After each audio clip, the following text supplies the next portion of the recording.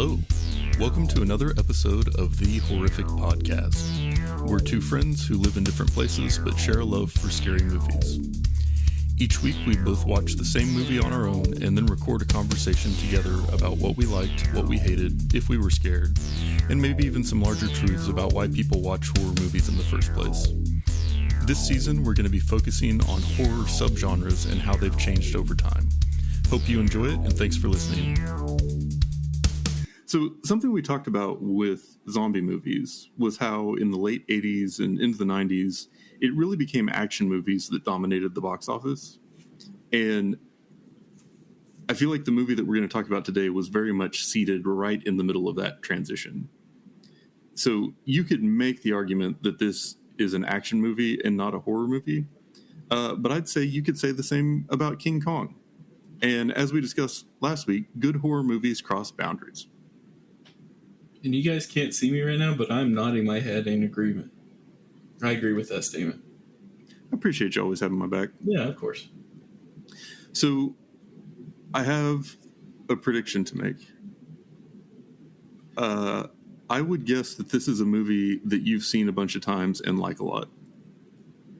I don't know where you got that from, Dan. Is it from my Excel sheet? Yes, it that is. I track all my action movies by decade? Yeah. Possibly, yes. And you know what's funny is I just bought this another copy of this on Saturday. I forgot we were doing this. We took my mom out for Mother's Day shop. We ran around town with her. And I saw it, and I was like, "Oh, I'm gonna buy this." Just happenstance. And then when I texted you, I think it was Monday night, and I was like, "Hey, man," or I was like, at least the two movies we're gonna do. And you said yes. I was like, "Oh, that's hilarious." I literally have it next to me right now. Nice. Yeah, this is right up. I mean, this is. Oh man. So the movie we're going to talk about this week is Predator from 1987, and it is very much, like I said, very much an 80s action movie as much as it is a horror movie. But I think if you roll back to last week when we talked about Alien, and we're sort of in like the larger context of talking about monster movies, and I think that there are a lot of similarities between this and Alien, and I think a lot of the things that we talked about that made Alien a horror movie also apply to this movie.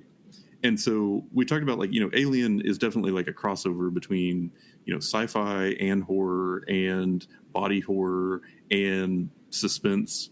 And I feel like this movie is very much a crossover between action and sci-fi and horror and suspense. So, it had a lot going on.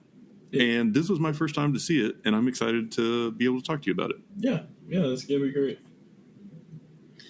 So yeah, I'll do a quick introduction, and then you can do your fun facts, and then we can dig into those rock-hard bicep details. Perfect. In 1987, 20th Century Fox brought us Predator, a science fiction action horror film starring Arnold Schwarzenegger and Carl Weathers.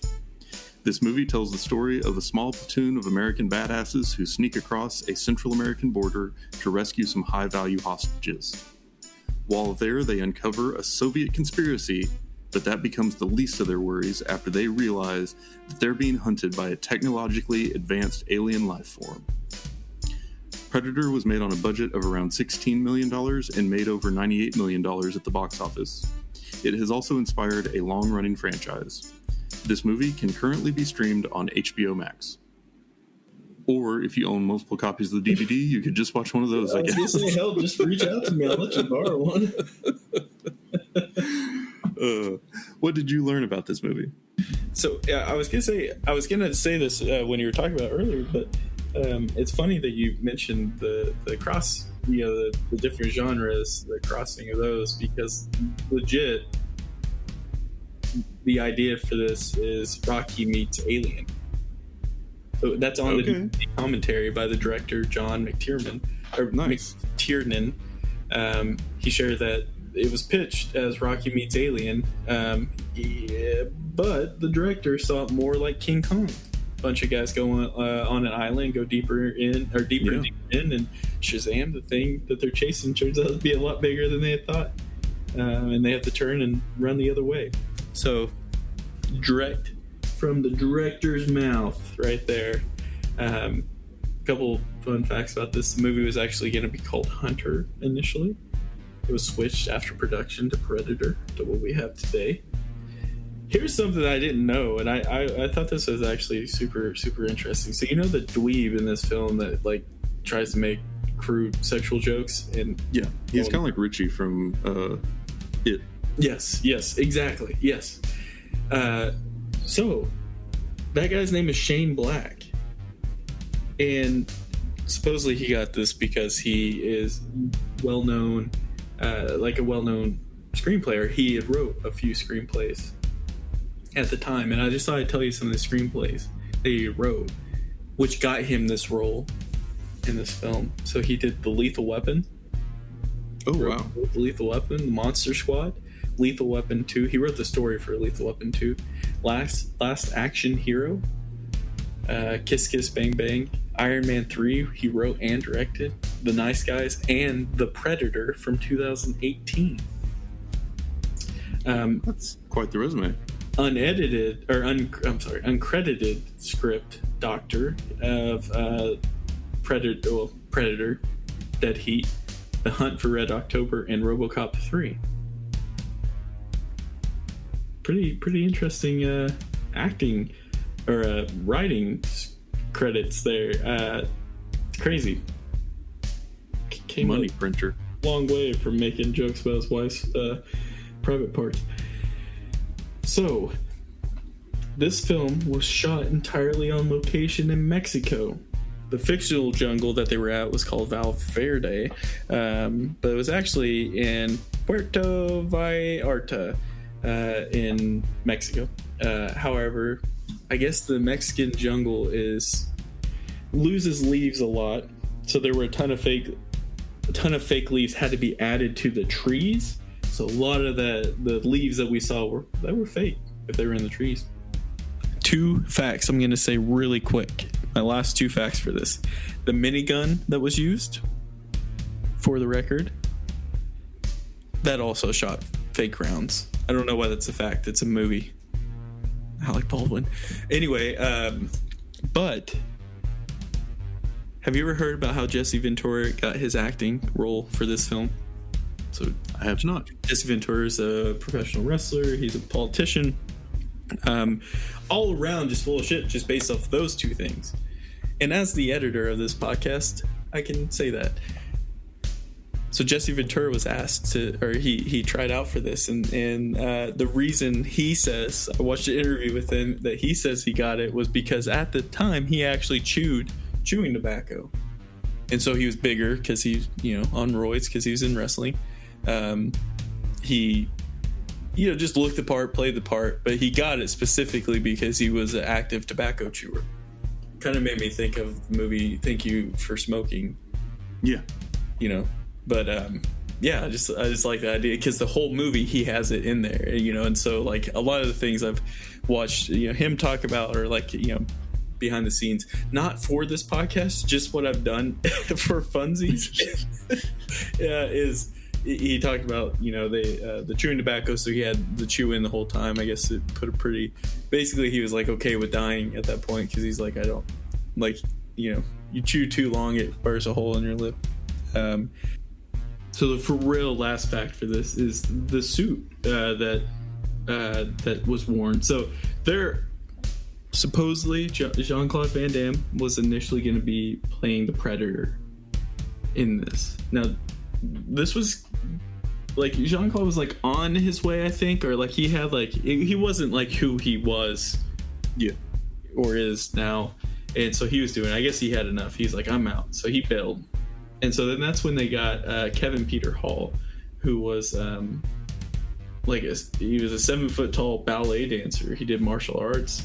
He was also an actor, and that's who they brought in to replace Van Damme. But the suit weighed upwards of 200 pounds, which is like insane, even for a 7 foot man. That's insane. It's too much. Yeah, it is, man. But the voice of the Predator was voiced by Peter Cullen, who also voiced Optimus Prime. Huh. Guy had a lane and he stuck to it. You're damn right. And those are the facts for the movie Predator. So it's interesting to me that you mentioned the King Kong thing, because I definitely got similar vibes. Because when we watched the original King Kong, the movie was like a lot of action, kind of an adventure leading up to once they finally get to the island and then finally make their way to Kong. Mm-hmm. And this one felt very much the same in that you didn't really see the Predator for a long time.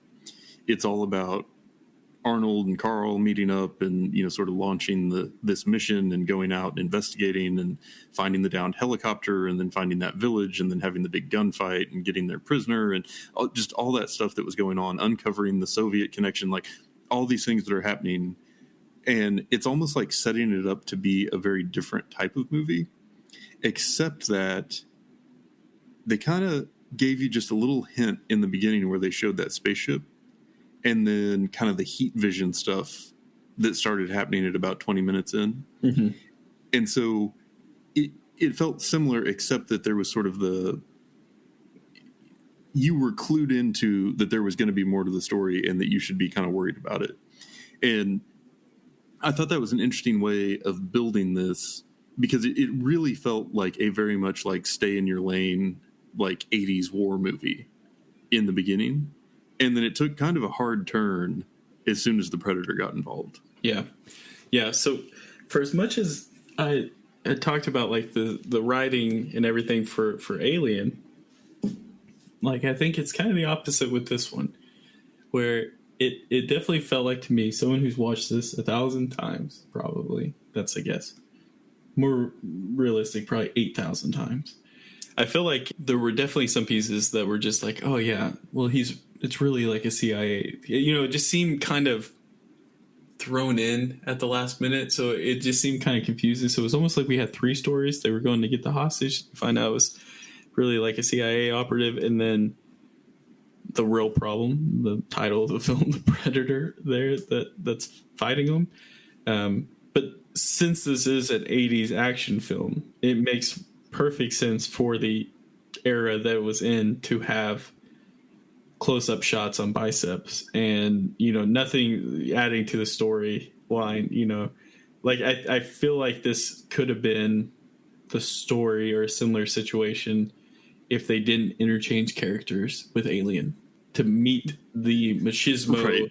No, that's a good point. I mean? Yeah, definitely. Yeah. So that's why I kind of feel like with it, but yet again, it wasn't as the narrative of this was not as strong. Mm-mm. And I feel like a lot of the movie was not as built around, well, maybe a little bit, but well, yeah, I feel like with Alien, it's like, yes, I am perfectly cool with this being 2 hours long, like because it filled that 2 hours fairly well. Yeah. With this one, it was like we got half of one movie and then another half of another. That's how I felt like with it. So my thought is, even though I like the film, it's like it can be shorter if it's really just going to be about the Predator piece, you know. But you know, it is what it is, I guess.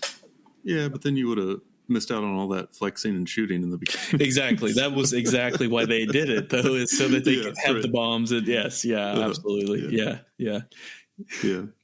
But so this one, you know, once they kind of get into it, it definitely did feel a lot more similar to kind of like what we were pointing to as some of the things that are typical of monster movies in the non-giant monsters realm. Yep. And so they answered the question of like, how did they get into the place where the monster was and why couldn't they get away with, well, they got dropped in the jungle on the wrong side of a Central American border and didn't have any way of getting out without, you know, like huge amounts of risk to whoever would come rescue them. Yeah. And so it's unknown territory. They are outmanned, outgunned, and not even able to see the force coming after them most of the time. And there's no way to escape other than to keep hiking through the jungle, which seems to be the preferred hunting ground for this creature. Right. So that I thought was kind of cool, because it was almost like that trope of like an army action movie of like, well, we're behind enemy lines and we just got to fight our way out, but also making that like the environment for which the predator was attacking. Yeah, and first off, just being in the jungle itself. I mean, I've never been there, but maybe one day. Anyway, is it's super packed and super full. So like you're tripping out anyways. You're in an unfamiliar zone, but then they don't realize this. But as a viewer, like you realize like, well, this predator can definitely see them no matter what with that heat vision that they got going on there. So like that's terrifying itself. So like as maybe not like if you were to put yourself in their shoes, I'm sure it would still technically be terrifying. But like if you knew at the time, like especially early on in the film, that it could see with that heat detecting whatever camera or whatever head lens they had, and that's like even more terrifying. So they're stuck in the jungle that's already brutal in itself, being hunted by something that they can't see, they can't detect, even more terrifying. Yeah, and that was something we talked about last time too, was sort of the way that filming technique could help the sense of like fear that comes along with the type of movie that's being made. And with this one, I think the heat vision was a big part for exactly the reasons that you said. But I think it also made the predator feel less human, like more, because it wasn't like we ever saw what the alien was seeing in Aliens, or we never saw the world the way Godzilla or King Kong did. That's a good point, yeah. But here it was like you're seeing it from this other creature's perspective, and you see that that's not at all the way humans see things. Mm-hmm. And so that added kind of like that element of mystery to it. But then there was also, like you were saying, the distorted light around the creature shape. Mm-hmm. And that I thought was a pretty interesting thing too, because to be able to pull that off and like have that visually translate to something that the audience immediately understands what's going on when it's like that subtle, I thought was a really cool thing, especially to pull off in 1987. Yes, 100%. Yeah. Which, yet again, this came out 8 years after Alien. It's just crazy how much it's grown. But I think that's like they definitely cover the bases of like, well, this guy is gonna be like, this is gonna be very difficult to tackle. Like, a very difficult problem to tackle. Yeah, and I think that buildup of like all the time of them being watched really makes you feel like they've never been fully in control of the situation. Mm-hmm. So like the predator was just waiting and choosing a time. It wasn't like that it was ever intimidated by them. But yeah, and then another thing just from like the movie making perspective that I thought was interesting was there really was kind of an embrace of body horror to some extent with this. I mean, just like with all the bodies that he would tear up. And then also like the bodies of the people from the crashed helicopter that they found that were like skinned alive or whatever. Yes. There were some really gnarly scenes in this one. Yeah. I would say that like the skin ones were like right up there with gore. Like that's top of the line right there. Skinned, it's brutal. And then like, here's the thing with that scene though, like when they cut them down as well, like the bodies were like kind of moved in a way, like it definitely was a dummy, but like just the way it moved, like it wasn't stiff and like you're just like, oh, oof, just disgusting, Yeah. Yeah. And it was definitely didn't really pull its punches on the gore. And it almost to me felt a little bit, kind of similar to some scenes from slasher movies that we watched, like the more like 80s and 90s ones, where it's really that kind of visceral, just up close and personal, rip you apart type sense of dread that you get from watching the interaction between the predator and the people. Yeah. And then that kind of plays into, like we were talking about last week with Alien, where part of monster movies is people keep trying different things to win and they keep failing. And so that like escalates over time and makes the monster feel even more unstoppable as you see like more and more desperate attempts to subdue them don't work. And so like, they with this one, they were just like shooting with the minigun, and that didn't work. And then they set a bunch of traps, and then they actually managed to catch it in the net, but then it just gets away, without much effort. And it's chasing them and keeps killing people off one at a time. It never like engages them the way that they want to be engaged. And then it just kind of made me chuckle when Billy like took off his shirt and pulls out his knife to challenge it to a duel. Yeah. And then you just hear him screaming in the background. It's just like just as quickly over with. Yeah. It kind of reminded me of like when there was the big guy with the sword in the Indiana Jones movie, and then Harrison Ford just pulls out the gun and shoots him and moves on. Yeah. That's exactly what it is. Yeah. So anyway, I feel like, that building the sense of dread and unstoppability around the monster is a big part of what makes it work. And this movie did a pretty good job of leaning into that. Yeah. I think if for all it's worth, like, I'm sure that some of the people who have watched this have been annoyed with some like the dialogue and things like that. No. But that's icing on the cake for me, Right. I don't got time to bleed. Like that kind of stuff. It's like, yes, you do not have time to bleed, Mr. Ventura. You do not. You need to go. Also, I just have in all caps, get to the choppa in so many places in my notes. Yeah, it's so great. It was fun if you embrace it. And you got to think, though, like this is 87, so this is where those references came from. Oh, yeah. So it's like, this is the OG. Like I struggle with those references in films that came after Get to the Choppa was like a meme and all that. Like that's when I get kind of annoyed with it. But it's like this original, they're just coming up with one-liners left and right. That's action. Yeah. That's 80s, 90s action. Yeah, for sure. And one thing that I wanted to bring up last week, and I totally forgot, but that had to do with empathy and how one thing we noticed with the giant monster movies, like empathy was a thing that plays into it and almost giving you like a weird sense of like cheering for the monster in some scenarios. I feel like that was long gone for both Alien and Predator. Yeah, 100%.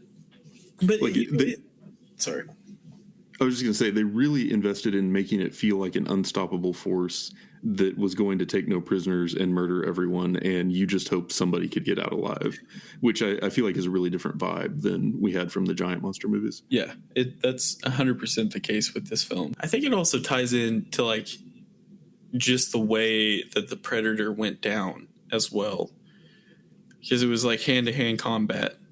And if it were, obviously you can't do that with like King Kong or Godzilla, but like even the alien like that, I don't think that would have worked. That dude had too many mouths. But with Predator, like that's what it came down with. So that was definitely like probably by design, I would guess. That's just a guess. I was really intrigued by the part where it takes off its gun and mask to go like hand to hand with Arnold at the end. It was almost like you've proven yourself to be worth like a fair fight exactly or something. Which was kind of crazy. And I just can't imagine any of the other monsters that we've seen so far ever doing that. Well, yeah, because if you think about it, like you talking about the writing with it, it's difficult because it's like, well, the Predator didn't give these people chances to see if they were worthy opponents or, if you're just gonna like shoot down a helicopter, that's not really telling them much, or telling you much if like the actual person is worthy. So like it was a little muddy there for sure. I think that there's some amount of, it couldn't really pull off the ending that you kind of need for this type of movie without that. You're right. No, you're right. Because like we talked about last week with Alien having the opposite feeling of Kong or Godzilla, because it wasn't like technology that overcame the monster, it was like human ingenuity, and that was definitely the case here. Like Arnold was crafting a bow and arrow to shoot things. You're right, yeah. This thing, like it was actually really, really primitive, and it was almost like the determination and ingenuity of one person and how far can that take them Yeah. against this like seemingly unstoppable force. And so I feel like that was like a key part of the ending of this movie, and the feeling you were supposed to walk away with was like any lesser person could not have pulled that off, and even he just barely made it. And it's like, yes, he ended up winning, but the Predator still went out on his own terms by setting that explosive. And if there are more of those things in the galaxy, what chance do we stand? Right. And so that was, I feel like that's the way, and I was trying to figure out how to describe that last week, but just this idea of, yes, one person survives, but it's not a Hollywood ending. And like, I felt the same way about Hush, even though that's like a totally different style, you know, where you've got like the one person, but they're like traumatized, and you're like, could this just immediately happen again? There's no real like resolution, I guess, to the larger story. That's a good point. Yeah, no, that's a very good point. I wish I thought of that. So. Well, that's why we have these conversations, my friend. That's true. We just spring forth these ideas into the universe, and everybody gets to benefit. I will say too, like, it was incredibly difficult to like try to watch this under the podcast eye, considering like this is like on rotation in the garage when I'm working. You know, it's just background noise. You know, so it's like something you're so used to, and it's like trying to watch different. But no, that's a really interesting perspective. That's the case. That's exactly what happened. You know, went primitive. Yeah. That's not what the alien was expecting. And yeah. But so I knew that this was one that you were excited about, and that you probably would have trouble watching, not from like a very just like fanboy perspective. Mm-hmm. So I wanted to take some time here at the end and just ask, what is your favorite scene or favorite couple of scenes from this one? Oh man, that's difficult. I like any terrible one-line dialogue that happens. Yeah. I think that's the greatest. Obviously, like, you know, where Dutch is like against the wall, like covered in mud. I would say it's the ending. It's when the Predator alien is damaged, so it's lost some of its tools. I guess it was before that. So basically, when the final fight is starting, like the build up to that, I love. For this it's just a whole, like, it's all in one. I don't know. I don't know if I could pick one. It wasn't the scene where they all just fired all their bullets into the jungle for like 5 minutes. Oh, well, it's an 80s film. That's normal. I mean, I would have done the same thing. I think when I was watching it this time, I thought to myself, though, I was like putting myself in those shoes, you know, trying to come at this with the podcast eye. I was like, I would 1000% join them in shooting, even though I don't know what's going on. I would also 1000% be the person that just randomly accidentally shot and then made everyone start shooting into the jungle canopy. Like, that was just mayhem, just shooting all over the place. I was more bummed out that the minigun didn't take the tops of like every tree off. Yeah, right. That would have been hilarious. But starting fires and I mean, just trying to think of like the scenes with Predator. I think when they come up with the bodies that are skinned, like that's a horror scene that, like, still when I watch it today, that's the one that's like, that gets you for sure. Cause like they still don't understand exactly what's going on by far at that point. They just know something's messed up in there. But that's when, like, for me, I feel like my opinion is that's when they start to realize, like, oh, this is like something we haven't dealt with before. They still got the confidence that they could deal with it, but they haven't dealt with it before. So I would say, like, when they came up to the bodies, that was probably my favorite, just from a horror perspective, based off of like, oh, this is when the shit starts. Now, when it's Dutch versus Predator on only, like, when it's just, that's my favorite scene. Like, I could just watch that over and over, you know? Yeah. I think one that really stood out to me was when he finally kind of like gets away and he makes it into the water and he floats and he goes like off the waterfall, and he's just like so worn out, and he's just like, but like finally has like a chance to like stop and catch his breath, and he's like crawling up onto the shore. That really felt like that moment when Ripley first got into the escape pod Yes. and saw the ship blow up behind her. Mm-hmm. And then she's like taking a deep breath, and then it like keeps going, and then you're like, oh crap, something is about to happen.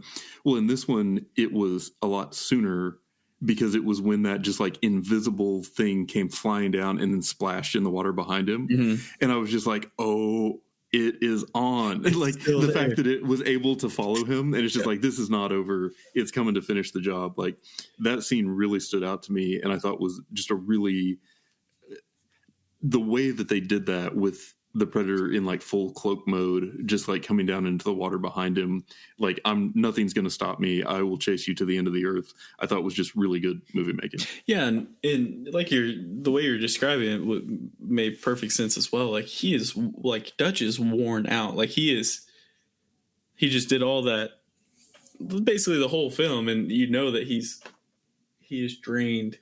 And he still has to get the strength to go, keep going, kind of thing. Yeah, that kind of adds to like I feel like that's the piece where like in real life, what makes people survive and what makes people not survive is if they get up and actually keep going or not, kind of thing.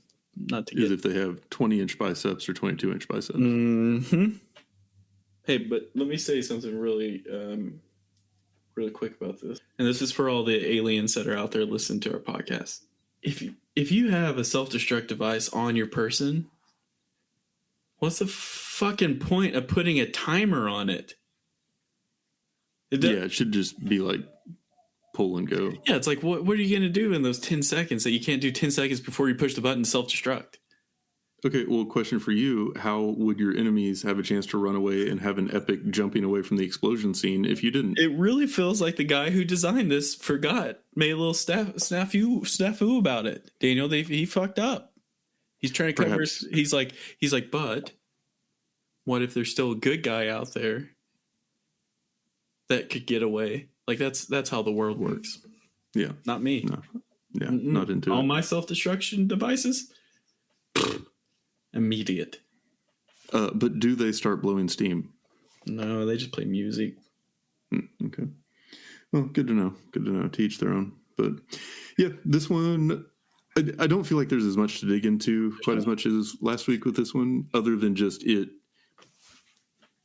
felt like it took a lot of the same approaches to making a monster movie that Alien did, in that it blended in a lot of other genres. It had a lot of the same, like, very personal level threat and fear.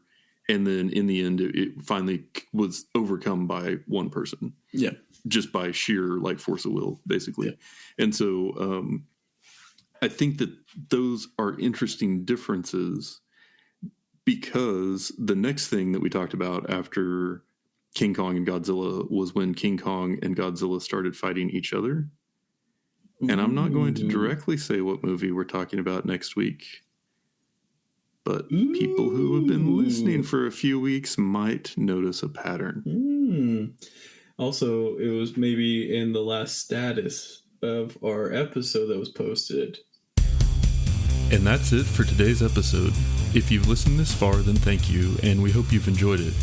We're always looking for new ideas, so if you have any questions, comments, or movie suggestions, please send us an email at thehorrificpod@gmail.com, or feel free to comment on or message our Facebook page.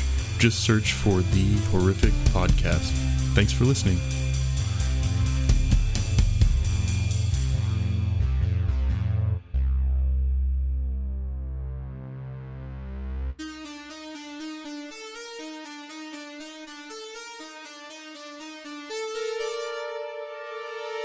Yeah, I think the scariest part of this movie was Chris Hansen came out and asked the alien to take a seat right over there. I'm going to need you to sit over here for a second. I was just coming to talk. I was just coming here to warn these soldiers about how dangerous it was to cross borders without a political okay, you know? I love it. That's how it would have brought down.